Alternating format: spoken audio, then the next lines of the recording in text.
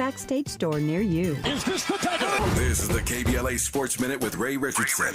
I'm a bad man. Another story is developing about racial discrimination in the NFL, and this time there are two NFL owners who might have shown their true feelings with comments to the media. Jim Trotter, a longtime and highly respected NFL reporter, is suing the NFL for racial discrimination and failure to respond to allegations of insensitive comments allegedly made by Buffalo Bills owner Terry Pegula and Dallas Cowboys owner Jerry Jones. In 2020, Pegula allegedly told a reporter, and I quote, "If black players don't like it here, they should go back to Africa and see how bad it is." Trotter was interviewing Jones in 2020 with another reporter when Jones allegedly told them, quote, "If blacks feel some kind of way, they should buy their own team and hire who they want to hire." Much more to come on this story. No debates, no speculation, just the info you need. That's your KBLA Sports Minute. I'm Ray Richardson on KBLA Talk 1580. KBLA Talk 1580 is dedicated to empowering our communities by providing progressive talk radio for our audience. We strive to be an intersectional voice for the voiceless. As a Black-owned and operated station, we are committed to highlighting diverse perspectives and creating safe spaces for meaningful dialogue. We believe that everyone has something unique to bring to these political, economic, social, and cultural conversations, and we don't shy away from the hard conversations about current events. We endeavor to be a beacon of hope and understanding while boldly challenging listeners to think more deeply about difficult topics that impact us all. With this in mind, our mission statement at KBLA Talk 1580 is simple: to create an inclusive platform that promotes civil discourse through honest dialogue and encourages personal growth among our listeners so they can become the active agents of change. Our vision is to establish ourselves as the premier radio network with relevant programming across the beloved community, connecting people through shared experiences and collective power for lasting impact beyond these challenging times.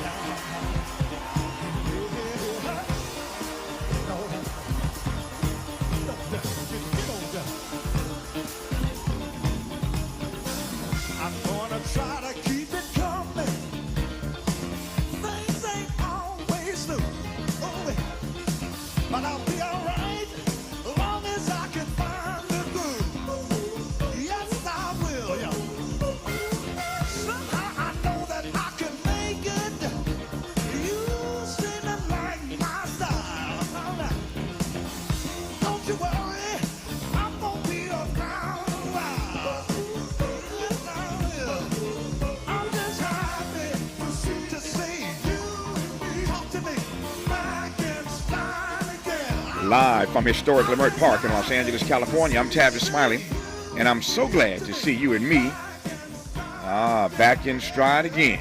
Before we get started with today's show, let me invite you to follow me on Facebook and Instagram at The Real Tavis Smiley, and get updates on X, that's formerly Twitter, at Tavis Smiley. By the way, should you miss any part of today's program or want to catch up on previous shows, you can always visit thetavisSmileyShow.com. That's thetavisSmileyShow.com. or wherever you get your podcast, and listen to the Tavis Smiley podcast at your leisure. A great show on tap for you today in our second hour, Until Our Lungs Give Out, conversations on race, justice, and the future. Dr. George Yancey spoke with a stellar cast of intellectual heavyweights, including Noam Chomsky, Judith Butler, Robin D.G. Kelly, Peter McLaren, Cornel West, and others about what kind of commitment it would really take to dismantle the structures of inequality in America. Dr. Yancey will unpack what he discovered for us when we get to hour two. In our third hour today, it's not your fault while childhood trauma shapes you and how to break free. A conversation with Alex Howard, founder and chair of the Optimum Health Clinic, on the intricate interplay between our past and present selves, how we reconcile and form lasting positive relationships with ourselves and others. It's not your fault. We'll talk about it in hour three. But in this first hour today, an urgent conversation about the Black American amputation epidemic with Dr. Faluso Fakorede. Why is it that African Americans are 3 times more likely to face non-traumatic preventable amputation surgeries than the national average. Dr. Fakareti is an expert in cardiovascular health and has made it his mission to change this alarming statistic with the groundbreaking work he is doing. I am honored to have him on this program, as I said, for an urgent conversation. Dr. Fakareti, good to have you on, sir. How are you today? Happy birthday. Thank you for having me, Mr. Tavis. How are you doing? Thank you for the birthday greetings. I appreciate it. I'm delighted to have sir. you on our program today. As I said twice already, this is an urgent conversation because it troubles me, and I hope that it troubles everyone listening. When we see the lives of black people being put upon in a variety of ways where they don't need to be. And this story is one that I wanted to unpack for a few minutes. And again, delighted to have you on to talk about it, given the work that you're doing. Let me start with this. I use the word epidemic, that this is a black American amputation epidemic. Now, I use that word advisedly. I mean, I know that an epidemic is a pretty serious situation, and you don't want around just using it, willy-nilly. So when I call it an epidemic, is that an accurate description? That is an accurate description because the term peripheral arterial disease, which is basically the narrowing of blood flow to any major organ in your lower extremity of your feet, your legs, or any blood supplied organ outside of the heart is what we call peripheral arterial disease. Peripheral arterial disease affects 200 million people globally and 21 million Americans. And in the black community, our black Americans are 2 to 3 times higher to get a higher prevalence rate of getting peripheral arterial disease than their white counterparts because they have the high prevalence of the risk factors that lead to peripheral arterial disease. And so once it's not screened on time, or it's not captured on time, or it's not treated in an appropriate manner, or these patients are not offered limb-preserving procedures to save their limbs, then they end up with an amputation-first strategy that's offered. And that ultimately leads to the epidemic of amputations, particularly in patients who have diabetes. Every year in this country, there are 200,000 limbs that are lost due to non-traumatic amputations, major amputations, and 155,000 of them are performed in diabetic patients. So that's every 3 minutes a limb is lost in this country due to diabetes and peripheral arterial disease. 90% of it every 3 minutes, and 90% of which are preventable. So you're accurate in terms of this is an epidemic, sir. Yeah, I just want to underscore that again. Every 3 minutes, a limb is lost, and 90% are preventable. Did I hear that correct? Yes, sir. Yes, sir. 90% are preventable. Good Lord. So we need to talk about the causes. Why do we have disparities in this? So let's talk about before we jump. I want to jump to causes. I hear your anxiousness, and I'm anxious too to get to that. I promise. And that's the great thing about having an hour. We got an hour to get to this, and we'll work it out. Before we get to these causes, though, let me just ask you right quick, whether or not you've agreed that it is an epidemic. The question is whether or not, this is a tough question, would you call this a malign neglect of black people, a malign neglect of black patients, or just happenstance? Well, that's where we need to understand that this is a multi-layered and generational scar especially in patients that we treat. I'm here in the heart of the Mississippi Delta. Sure. And anyone who knows the Delta knows that predominantly African-American population, 90% of my patients are African-American.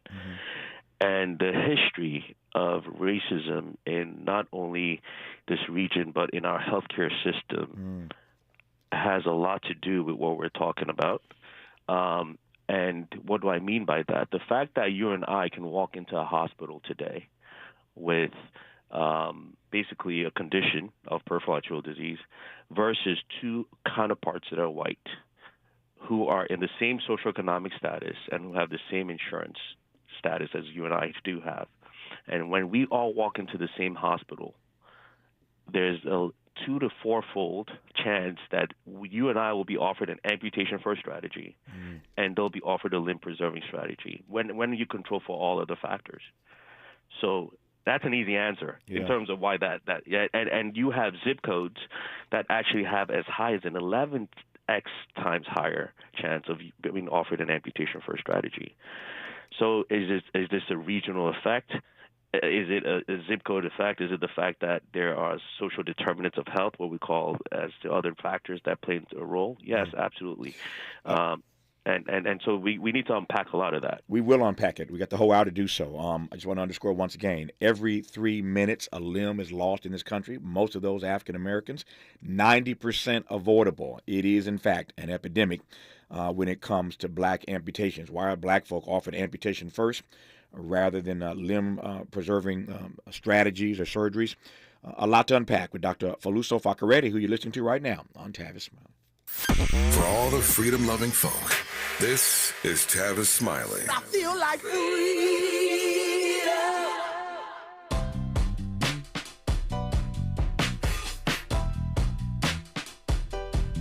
Escalade IQ.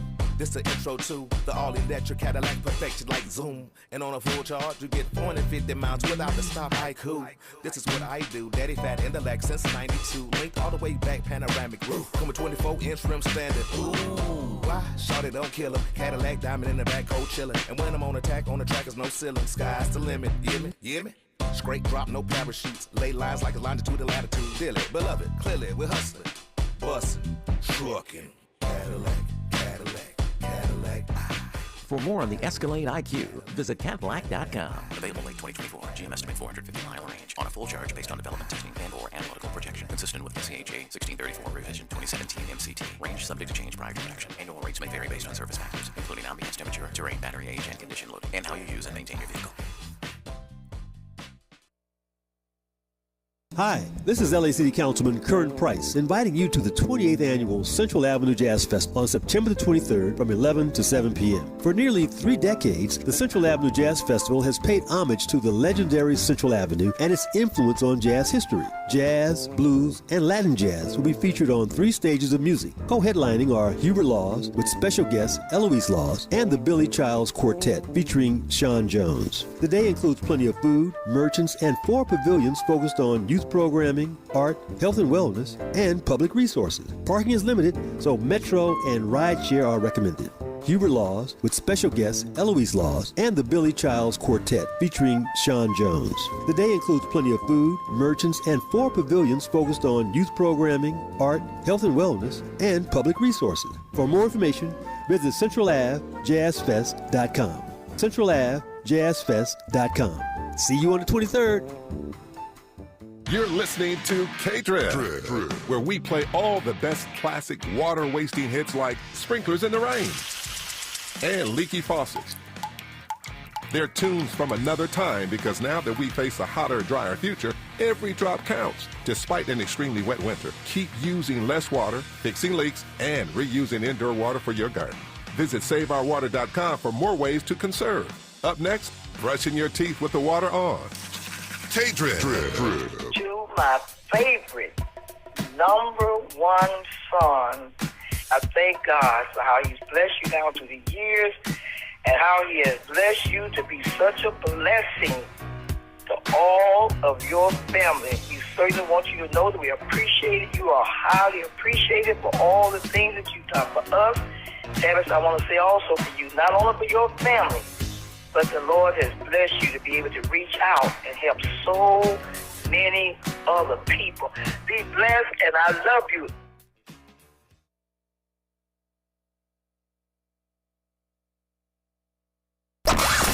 He's rooting for everybody black. More of Tavis Smiley coming your way right now. All right, didn't see that coming. Didn't see that coming. That was nice, though. Words of from my mother. All right, let me move on. Dr. Faluso Fakareti is our guest in this hour. He is a leading expert on cardiovascular health and is waging a fight against preventable amputations in black Americans. In case you've just tuned in, we know, according to Dr. Fakareti, that a limb is lost every 3 minutes. Most of those are African Americans in this country. 90% of those are preventable. And oftentimes, African Americans, more often than not, are offered an amputation first strategy rather than some limb-saving procedure.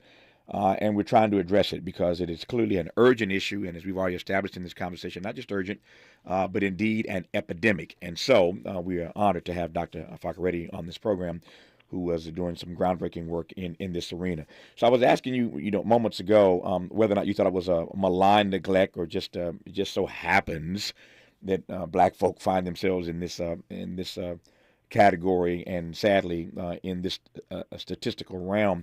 And you've agreed that it is in fact an epidemic. You've agreed that there is some malign neglect in this regard. Let me start. We'll get to the causes here in just a second, but let me start by asking why you think it is. And obviously, race is at the center of it.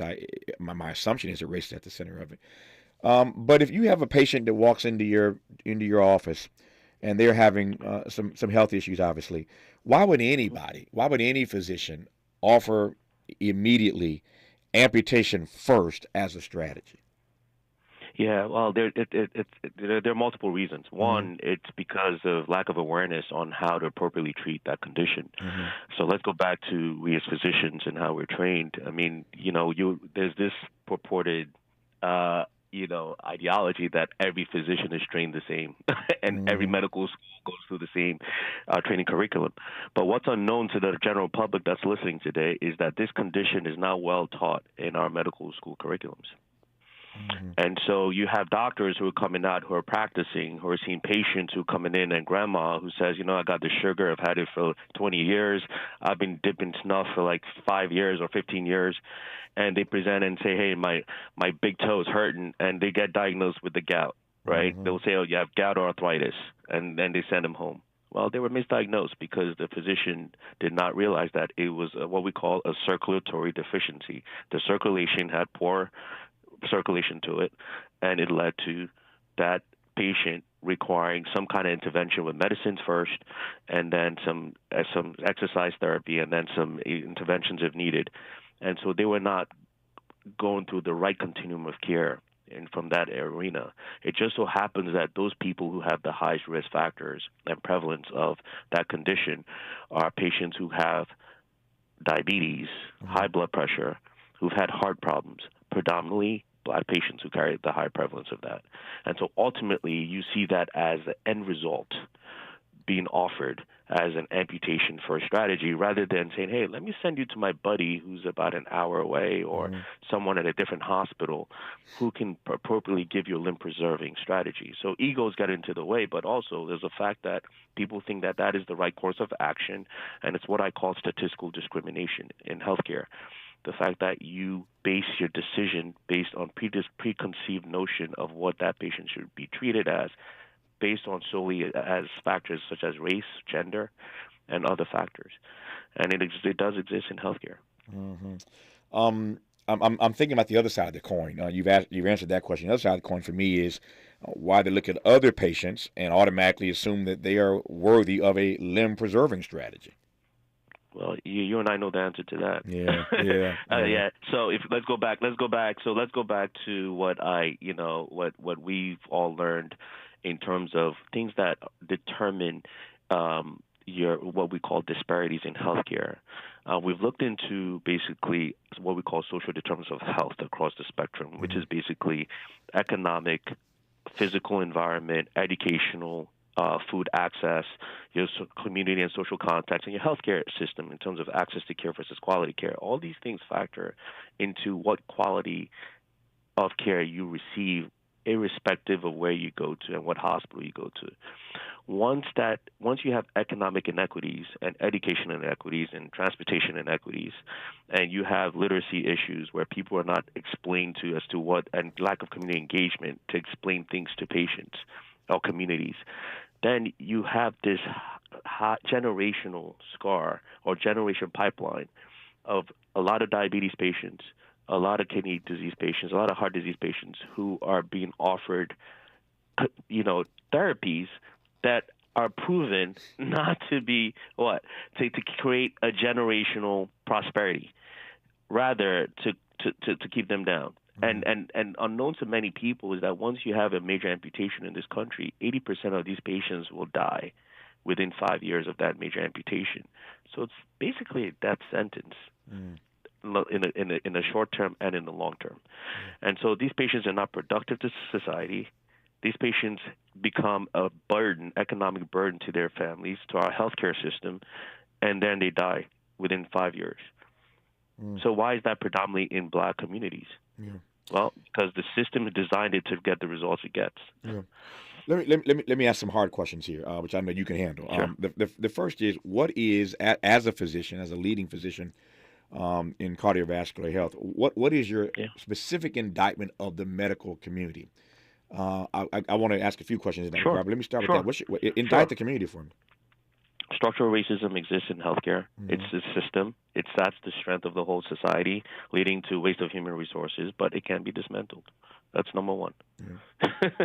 Number two is that we need to do a better job of training our young doctors who are coming down the pipeline, that there are things that we need to recognize in terms of not only the social political determinants of health and structural racism, but in the fact that there are disparities even in the clinical trials and the medicines that are being made and the equipment that we use to treat patients. Black patients are not a majority excluded from all these clinical trials. And not to mention, predominantly black communities do not have access to specialists such as myself. I am the only cardiovascular specialist in the county that I serve that's predominantly black, that has a catchment area of about 80-mile radius where patients have to come and see me. So imagine these poor patients in a poor state that make about $35,000 a year who have to come and transport themselves to come and see me. It takes a lot for that family, and it takes a lot out of that family to get access to quality care, because most of these hospitals even around them are shutting down. Most of these doctors don't have specialists around there. Most of the primary care docs actually are aging workforce, and they do a very poor job of recruiting doctors. And this is an indictment not only here in the state of Mississippi, but it happens even in L.A. where you are, South Central L.A. The amputation rates are high, and also Northeast L.A., predominantly in black communities. Why is that? That's the medical community. Let me again. This is your lane, not mine. I'm just asking questions here. So talk to me about how insurance works in this regard. One of the things that I've been at this long enough to know that there's always money being made by somebody, and so when they offer an amputation first strategy, I assume that means that somebody's getting paid for that. So give me your indictment of the insurance industry. Well, the insurance industry, where we have issues with the insurance industry, is that, one, you're willing to pay for an amputation, but you're not willing to pay for procedures that are limb preserving. That's number one, right? Yeah. No. So, and what happens is there are more hurdles for physicians such as myself who does limb preserving procedures, where I have to get what we call a prior authorization. So I got to call Mr. John, who wears a suit and works for the insurance company, who didn't go through the same medical training that I have, to get his approval to save grandma's legs or grandpa's legs, right? That just does not make sense in our healthcare system. So that's number one. Number two, in terms of the cost and what the denial rates in terms of these limb preserving procedures, they are very quick to deny these procedures, especially for patients who live in these poor communities, in underserved communities, and so we need to know that there are disparities when it comes to our insurance companies in terms of what they're willing to approve, in terms of who they have leading their insurance companies, and in terms of engagement with not only the stakeholders but also their patients, who think that everything that will be done in their best interest should be done, and for the policies that govern these insurance companies, right? So that's why policies and advocacy on the Hill is important, because they're a big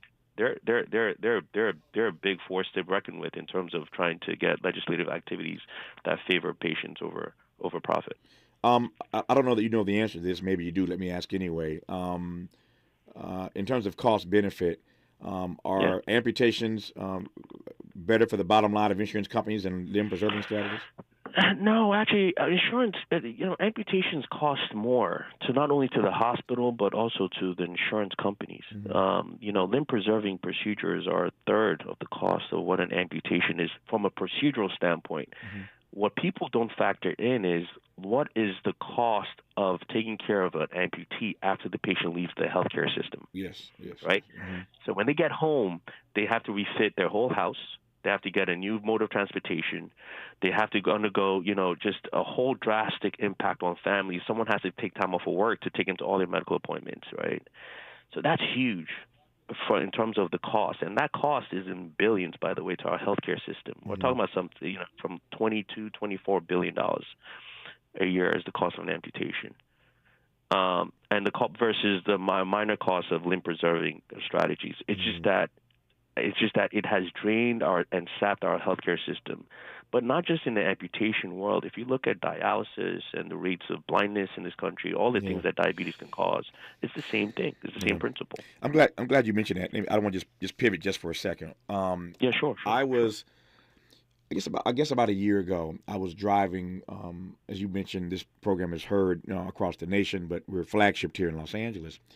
And I was driving through a particular part of South Los Angeles and some surrounding areas one day. And I don't know why or how this happened, but it just occurred to me. I just started looking up and noticing all of these dialysis centers. So you know where I'm going with this, right? And I was in my car I was actually running some errands, and I was out for a while. And so I noticed one, and then a few miles later, I noticed another. And by the time I'd finished my errands that day, I'd spotted 14 dialysis centers, all in this community that is most populated by Black and brown people. Yeah. And as I've traveled the country since that time in other cities, I now just kind of take note of it. It's just one of those things I look for now. Yes, sir. For years, this is kind of funny. I'll pivot again.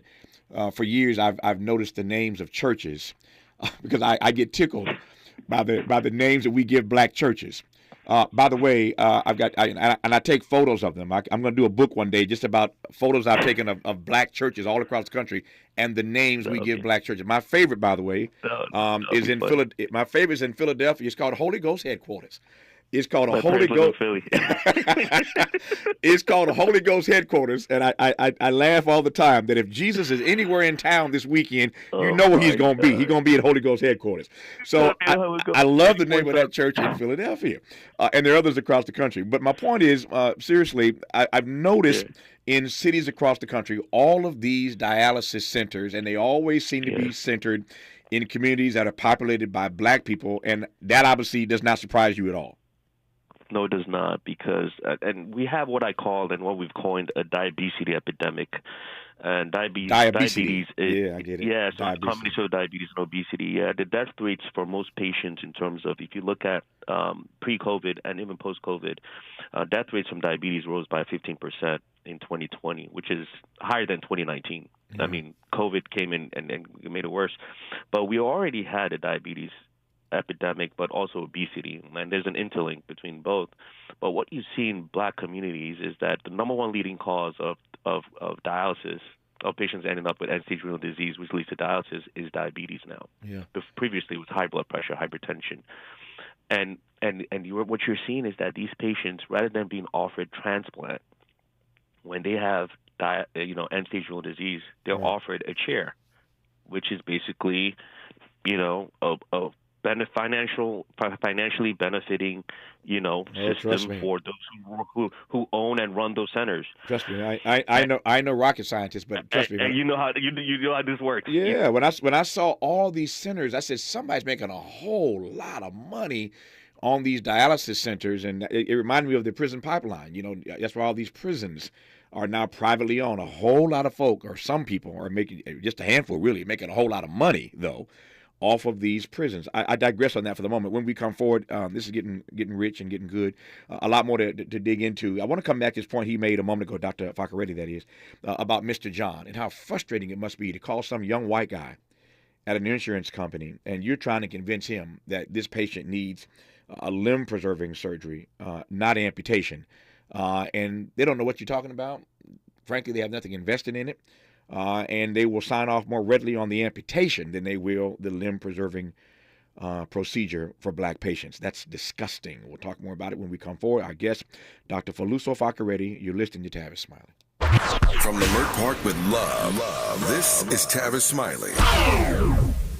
If you're like me, 60 and retired, making ends meet, especially here at the supermarket and drugstore, is tough. I'm so blessed to have found benefitscheckup.org. It's a free and confidential website from the National Council on Aging that connected me to $1,200 a year in programs that help pay for food, medicine, utilities, and more. Maybe it can help you. benefitscheckup.org. My daughter was diagnosed with a rare malignant rhabdoid tumor on the spine. They sent her straight to St. Jude. My hope was gone. But when you get there, everyone's like, hey, we're not going to give up. And when you see other people not giving up on your child, that makes all the difference in the world. When I found out I didn't have to pay, I was just grateful. They saved my baby's life. Finding cures, saving children. Learn more at stjude.org. I'm Mike Moore. Here's the latest from the Black Information Network. Escape killer Danilo Cavalcante is back in custody. Pennsylvania Governor Josh Shapiro said Cavalcante was recaptured this morning with no shots being fired. Cavalcante had been on the run for 2 weeks after he busted out of prison in Chester County, that's near Philadelphia. In Colorado, the Denver City Council is approving a $4.7 million settlement to compensate more than 300 people involved in Black Lives Matter protests. The class action lawsuit was filed against the Denver Police Department for their response, cited as violent and targeting black people. Protesters were arrested mostly for curfew violations. It marks the largest settlement so far in a series of cases related to officers' actions in Denver during the 2020 protests. And that's the latest. I'm Mike Moore from your 24/7 news source, the Black Information Network and BINnews.com. Slow and go in Pomona Gardena. It's going to be a top in South LA. Trying to clear a problem from the express lane on the 110 north at Manchester. Stalled vehicle in the express lane. That has slowed the drive there from at least Century. Gardena, it's a wreck on the 110 south at the 91. Made it to the right shoulder, but right around Imperial Highway, the busy commute. Seeing a slow drive in Pomona. Somebody broken down on our 71 north as you get up towards the 1057 transition. They're on to the right side, but we're slow as far back as at 60. Sherman Oaks, look out for some wood debris in traffic lanes on the 405 north approaching the 101. Some wood debris in center lanes.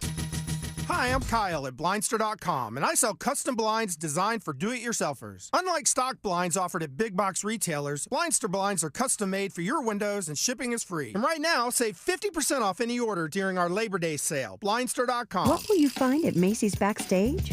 Here's a hint. Fall finds for $25 and under, like sharp blazers, cozy sweaters, cargo pants, jackets, and more. Find the latest trends and new arrivals at a Macy's Backstage store near you. Is this the time? This is the KBLA Sports Minute with Ray Richardson.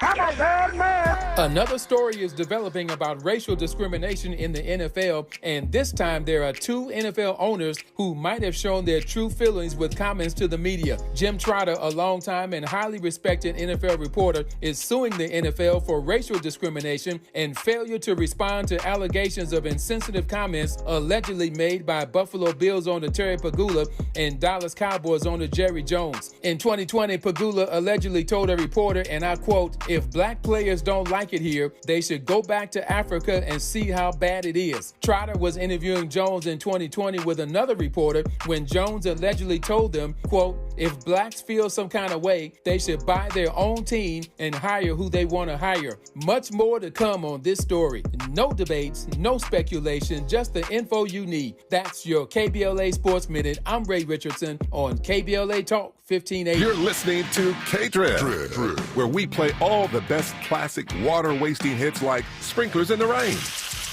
and Leaky Faucets. They're tunes from another time because now that we face a hotter, drier future, every drop counts. Despite an extremely wet winter, keep using less water, fixing leaks, and reusing indoor water for your garden. Visit SaveOurWater.com for more ways to conserve. Up next, brushing your teeth with the water on. K-Drip. Dominique DePrima here. Listen, engaging kids in conversations about finances can be a great way to teach them about money management and financial independence. You don't need to review accounts in detail, but simply having an intentional conversation can really go a long way. Like talk to them about goals, using conversation starters like how to make decisions about saving and spending money, recycling black dollars. These conversations can help build a long-lasting foundation for a strong financial future. Whatever your financial goals, U.S. Bank Access Commitment Initiatives can help support you in reaching them. Access your financial goals at usbank.com/access. Member FDIC, Equal Housing Lender. Hey, this is Zoe Williams, the voice of reason from KBLA Talk 1580. Listen, if you're in the market for the best prices and the fastest delivery for custom-made roller shade, LA Custom Blinds is the place to be. Schedule a free estimate and they will come to your house, measure your windows, and bring a variety of fabrics to choose from. And then come back and install it all for free. The best part is that their factory is located right here in downtown Los Angeles, so they make the shades really fast. All you got to do is go to lacustomblinds.com and schedule your free in-home estimate right now. Tell them Zoe Williams sent you.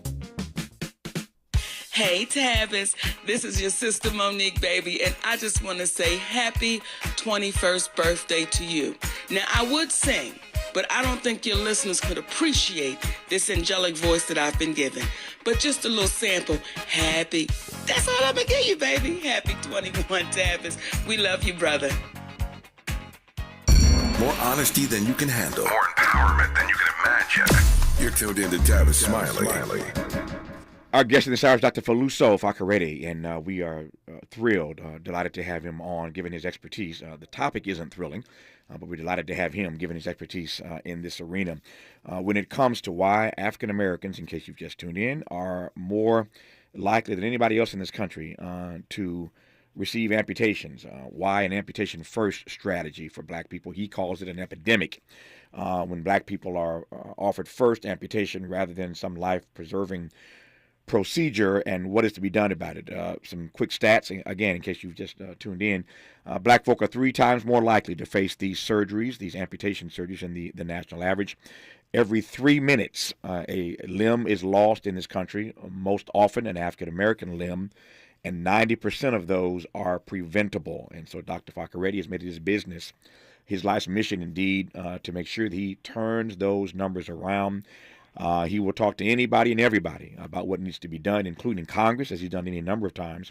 And there's a role and a responsibility for Congress to play in this regard. We'll get to that a little bit later. We've talked about his indictment of the medical community. We've talked about his indictment of the insurance community. And now I want to talk about black people in particular and our role and our responsibility and our complicity. You may know, Dr. Fakarede, I was born in Mississippi. I was just there, as a matter of fact, a few weeks ago. I was in the Delta, and I wish I'd had time to come by and see you while I was in the Delta. But I was there a few weeks ago with my friend Cornell West. We were doing some things together there in the state on the Emmett Till anniversary celebration weekend. Yes, we were there a few weeks ago. And let me just say this. I say this lovingly. Again, I love the state of Mississippi. I love the people there. I was born there. My family's there. And every time I come there, it doesn't take me more than 5 or 10 minutes in a crowd of people to notice the obesity. That is that it's hard to ignore. And not just Mississippi, but other states down south, and for that matter, across the country. Obesity is a significant issue. And I'm not talking about just being overweight. I'm talking about obesity.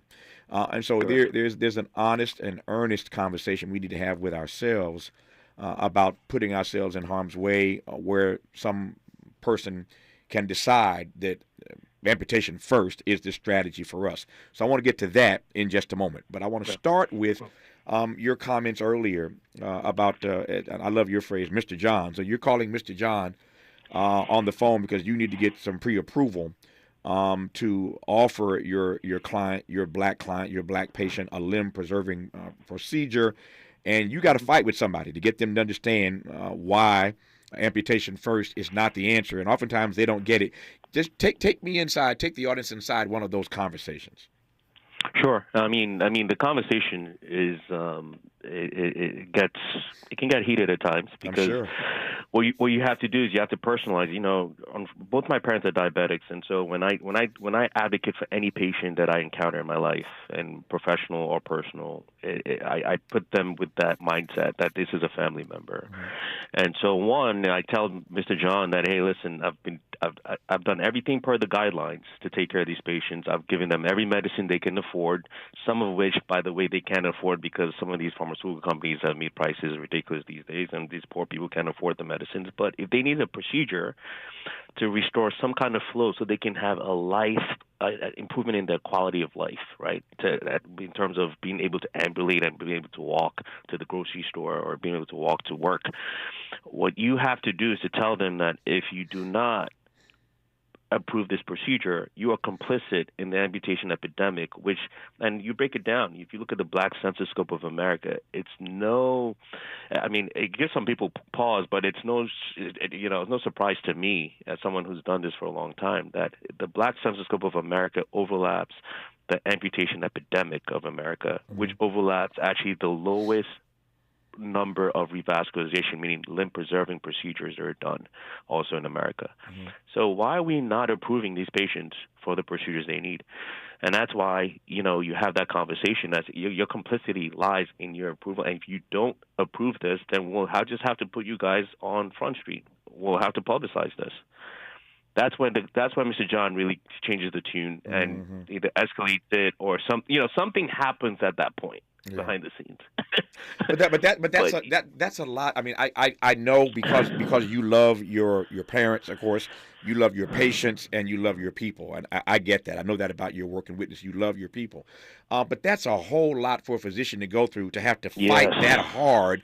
And I can see right now why physicians don't do it. That's a lot of fighting, man. Right. Yeah, you're absolutely right because they play the odds. Does every physician is as passionate? Not every physician is as passionate. Exactly. Number one, or number two, do they have the resources to fight this? Meaning that do they have the time to sit down and fight for every patient? No. So you know what most of them do? They give up and say whatever you guys approve, we do. Yeah. And unfortunately, that has led to this whole debate as to what do we do next in terms of avoiding the roadblocks that we have to face, not only in terms of getting our people to buy in to take better care of themselves, but also to get policymakers to take care of the communities, but to get communities to help with education awareness programs, but also for insurance companies to approve the medicines and the procedures. Yeah, it's multifactorial. No, we'll get to the policymakers later in this conversation.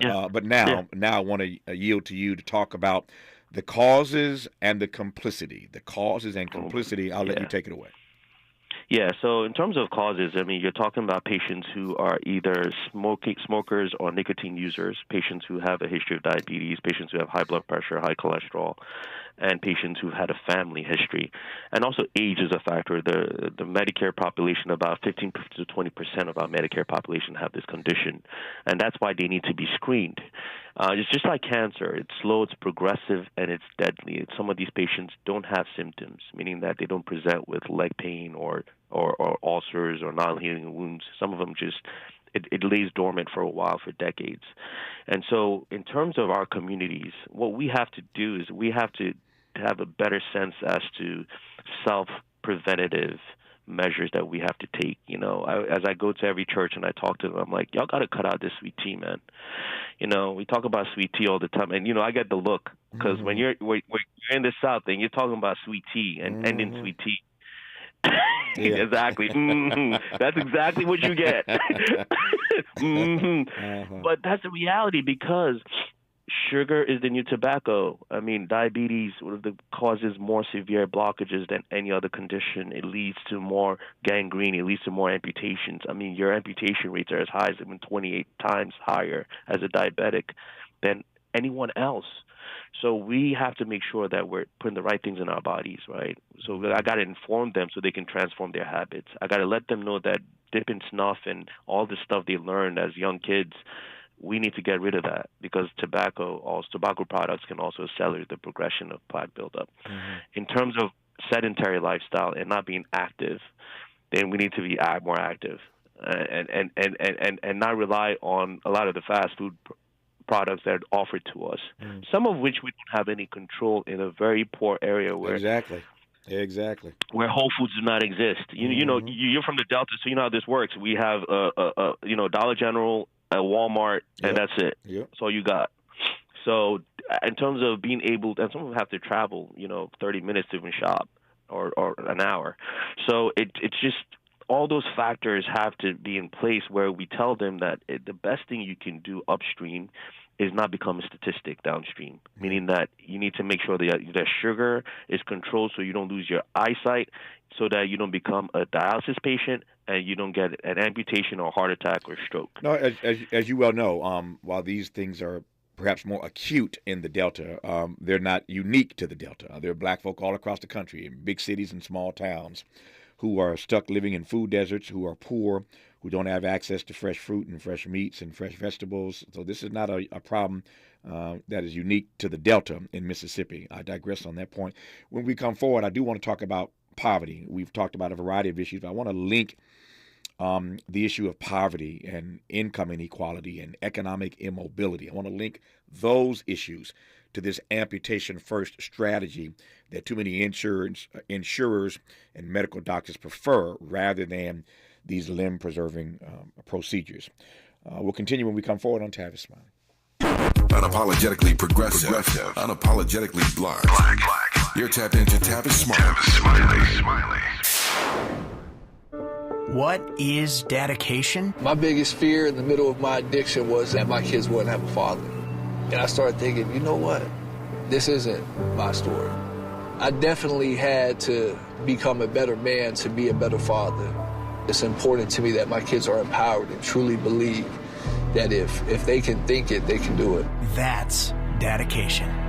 Visit fatherhood.gov to hear more. Brought to you by the U.S. Department of Health and Human Services and the Ad Council. Joey from Vermont, a farmer trying to get through the winter. Adriana from South Carolina, a single mother living paycheck to paycheck. Liam from Ohio, an injured father struggling to provide for his family. Hi, I'm Shanola Hampton, and I support the Feeding America network of food banks because they help provide over 6 billion meals to people in need each year. Learn more at feedingamerica.org. KBLA Talk 1580. We've got a lot to talk about. Maisha Cairo here for KBLA Talk 1580. We're live in Los Angeles at JP Morgan Chase's Advancing Black Wealth Tour. And I'm speaking to some of the attendees today to see why it was so important for them to be here. Yeah, this is Lathan and Tyler. Main reason that's very important for me to be here is just to leave a legacy for my kids. Black wealth, generational wealth is what we need in our community, you know.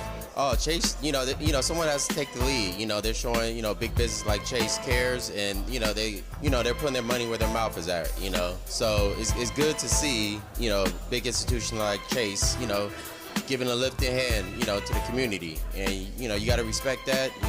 It makes me want to bank with Chase and, give them, another look if I go to another institution. I actually see what Chase is doing for the community. That's right. Chase is doing their part to help advance Black wealth. For more money support, tune in every day from 12 to 2 to KBLA Talk 1580's Midday Money Chain, right here. Extended Family Outreach Ministry presents Praise Fest 2023, Worthy to be Praised Conference and Concert, September 23rd, 10 a.m. to 6 p.m. at the Redondo Beach Performing Arts Center. Morning worship, keynote address, and conference featuring women in creative arts ministry and leadership sharing our stories, His glory, giving all praise, honor, thanksgiving, and glory to God. Don't miss the afternoon Stand Up and Sing Praises concert with the Katinas, gospel singer Babby Mason, Three Daughters, and Kevin Click. That's Praise Fest 2023, Worthy to be Praised Conference and Concert, September 23rd, Redondo Beach Performing Arts Center. For more information and tickets, go to PraiseFest 2023 at Eventbrite.com. Plus, for the next 48 hours, use promo code KBLA48 to get your tickets free. You do not want to miss this day of praise. That's PraiseFest 2023 at Eventbrite.com.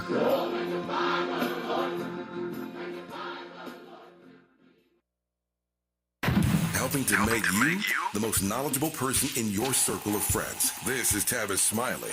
Dr. Fakaredi, talk to me about the link between those who would offer first amputation to black patients, the link between those decisions and poverty. Sure. We call that the amputation lottery. So the amputation lottery in this country is based on certain factors. One, we've talked about race, Two, depends on your zip code in terms of where you are, in terms of rural versus some geographical regions, metropolitan areas where Black patients actually have a high prevalence.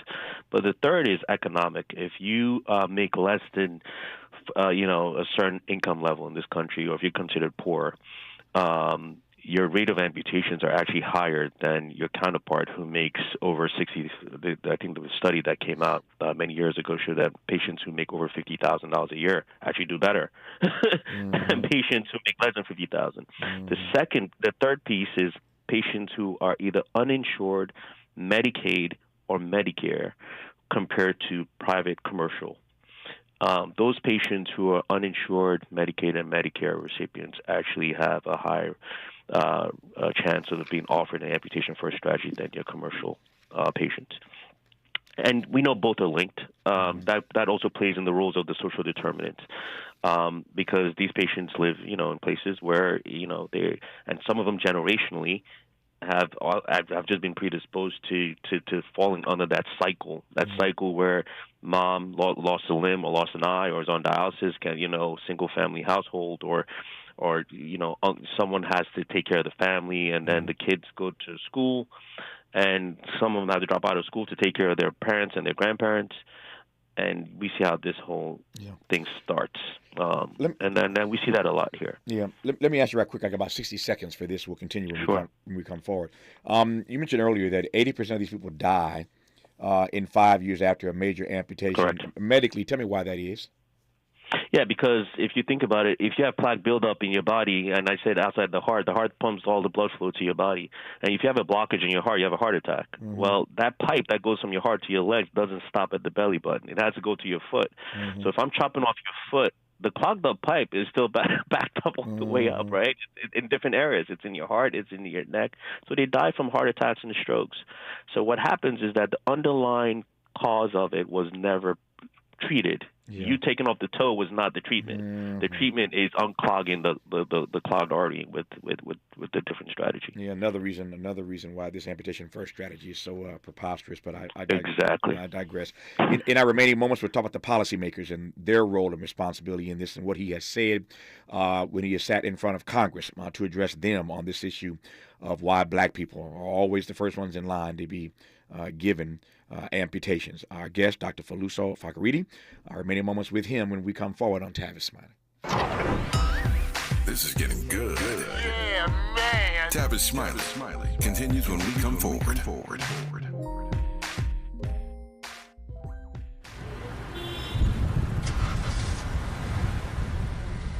What's up, party people? It's your favorite MC's favorite rapper, MC Light here. And we're celebrating 50 years of hip-hop, authentically powered by Cadillac.